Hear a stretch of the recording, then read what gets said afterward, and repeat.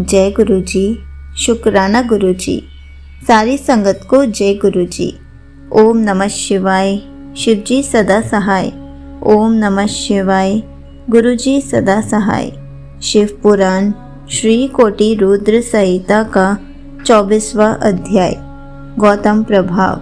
सूत जी बोले, हे महामुनियों, प्राचीन काल में गौतम नामक एक महामुनि थे, जिनकी पत्नी का नाम अहिल्या था।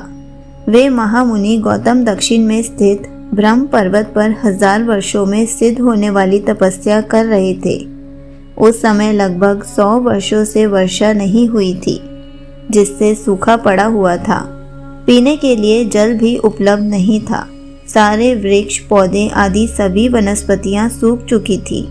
उस समय आए इस संकट से मुक्ति दिलाने हेतु बहुत से ऋषि मुनियों ने समाधि ले ली थी। तब गौतम ऋषि ने इस वर्षा के संकट को दूर करने हेतु वर्षा के देव वरुण को प्रसन्न करने हेतु उनकी तपस्या करनी आरंभ की। गौतम ऋषि ने 6 महीने तक वरुण देव की घोर तपस्या की, जिससे वरुण देवता प्रसन्न हुए और उन्होंने गौतम ऋषि को साक्षात दर्शन दिए। वरुण देव बोले, हे गौतम ऋषि, मैं आपकी उत्तम भक्ति भावना से की गई तपस्या से बहुत संतुष्ट हुआ हूँ। मांगो, क्या वर मांगना चाहते हो?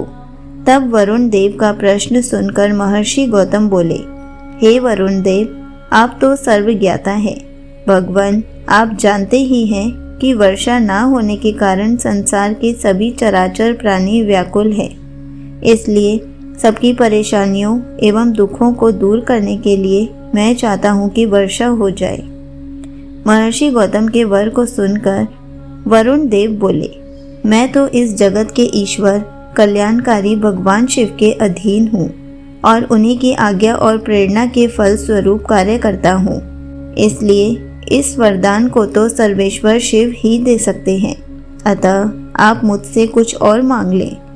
तब महर्षि गौतम बोले, प्रभु, आप मुझे जल दान दीजिए। इससे बड़ा और कोई पुण्य नहीं है और इसे कोई नष्ट भी नहीं कर सकता। तब गौतम जी की विनती को स्वीकार करते हुए वरुण देव बोले कि आप एक गड्ढा खोदें, मैं उसे जल से भर दूंगा और उस गड्ढे का जल कभी खाली नहीं होगा और इसके लिए तुम्हारा नाम भी संसार में प्रसिद्ध हो जाएगा।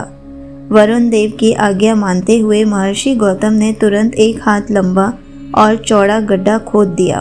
तब वरुण देव ने उसे जल से भर दिया और महर्षि गौतम से बोले, हे महामुने, इस स्थान पर किए गए सभी कर्म, दान, हवन, देव पूजन, तपस्या, पितृ श्राद्ध आदि सब सफल होंगे। यह कहकर वरुण देव अंतर्धान हो गए। तब गौतम ऋषि बहुत प्रसन्न हो गए कि सबके संकटों को उन्होंने दूर कर दिया है। इसलिए कहते हैं कि संकट के समय बड़ों की शरण में जाने से दुखों से मुक्ति मिलती है।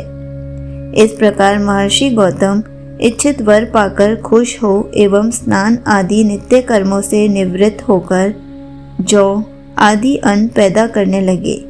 उस जल से सींचकर उन्होंने मुरझाए हुए वृक्षों एवं पौधों को पुनः लहलहा दिया।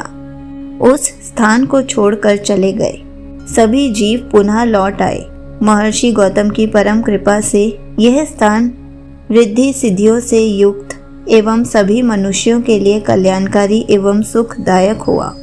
संगत जी, यहीं पर शिव पुराण श्री कोटि रुद्र संहिता का 24वां अध्याय समाप्त होता है। जय गुरु जी। शुक्राना गुरु जी।